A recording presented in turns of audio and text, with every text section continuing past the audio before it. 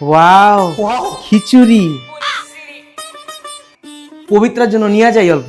ও খিচুড়ি খাইতে খুব ভালোবাসে আর খুশিও হবে নিয়ে গেলে। হ্যাঁ बात तो सही है।